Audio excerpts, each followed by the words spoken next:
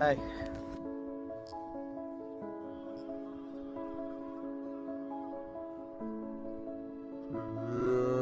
ഇതിനു മുമ്പ് ഇട്ടൊരു വീഡിയോയിൽ ദൈവത്തിൻ്റെ ഒരു എൻ്റെ മനസ്സിലൊരു സങ്കല്പം ഞാൻ പറഞ്ഞിട്ടുണ്ടായിരുന്നു. അതായത് ദൈവത്തിൻ്റെ മനസ്സൊരു കുട്ടിയുടെ മനസ്സ് പോലെയാണുള്ളത്.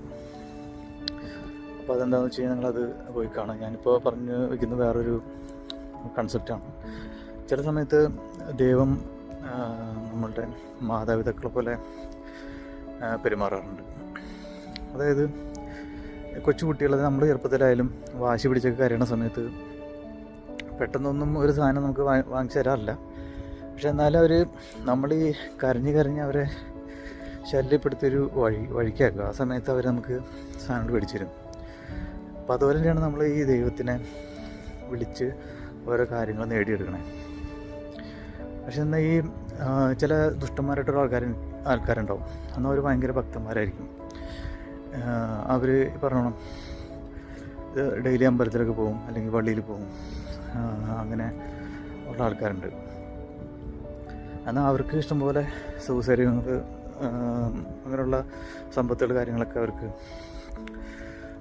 ഉണ്ടാകാറുണ്ട്. ഇപ്പോൾ സാധാരണ നമ്മൾ പറയാറില്ലേ നല്ലത് ചെയ്താലേ നല്ലത് കിട്ടുള്ളൂ എന്നൊക്കെ. പക്ഷെ അങ്ങനെയൊന്നുമില്ല. അപ്പോൾ ദൈവത്തിൻ്റെ ഒരു ഇതെന്ന് പറഞ്ഞാൽ ചില സമയത്ത് ഇതുപോലെ മാതാപിതാക്കൾ പോലെയാണ്. നമ്മൾ അവരെ ശല്യപ്പെടുത്തിക്കൊണ്ടിരിക്കുക എന്നുള്ളത്. ശല്യപ്പെടുത്തിക്കൊണ്ടിരിക്കുമ്പോൾ പുള്ളിക്കാരൻ നമുക്ക് കാര്യങ്ങൾ സാധിച്ചു തരും. അപ്പോൾ ഇതൊക്കെ നോക്കി കഴിയുമ്പോൾ നമുക്ക് പറയാവുന്ന കാര്യം എന്ന് വെച്ച് കഴിഞ്ഞാൽ ദൈവത്തിനൊരു കരുണാമയനായിട്ട് അല്ലെങ്കിൽ അങ്ങനെ സങ്കല്പിക്കാനായിട്ട് ഭയങ്കര പാടാണ്. അതായത് കൂടുതൽ ശല്യപ്പെടുത്തുക, അതായത് വാദിക്കുക. മന്ത്രവാദം എന്ന് കേട്ടല്ലേ, അതിന് മന്ത്രം കൊണ്ട് വാദിക്കുക. അത് തന്നെ നമ്മളിങ്ങനെ അവരുടെ പേര് പറഞ്ഞുകൊണ്ടിരിക്കുക. അതെന്ത് കാര്യമെങ്കിലും അങ്ങനെ തന്നെയാണ്. നമ്മളൊരു കാര്യം കൂടുതലായിട്ട് ഇങ്ങനെ പറഞ്ഞുകൊണ്ടിരുന്നു കഴിഞ്ഞാൽ അത് സംഭവിക്കുന്നതോ.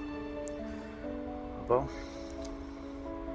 ഈ സമരം ചെയ്ത ഒരു കാര്യങ്ങൾ നേടിയെടുക്കില്ലേ, അത് തന്നെ സംഭവം. അപ്പോൾ എല്ലാവരും സമരം ചെയ്യുക, അല്ലെങ്കിൽ നിങ്ങൾക്ക് നടക്കേണ്ട കാര്യങ്ങളിങ്ങനെ കൂടുതലായിട്ട് പറഞ്ഞുകൊണ്ടിരിക്കുക. അതൊക്കെ തീർച്ചയായിട്ടും നടക്കും. Okay, thank you.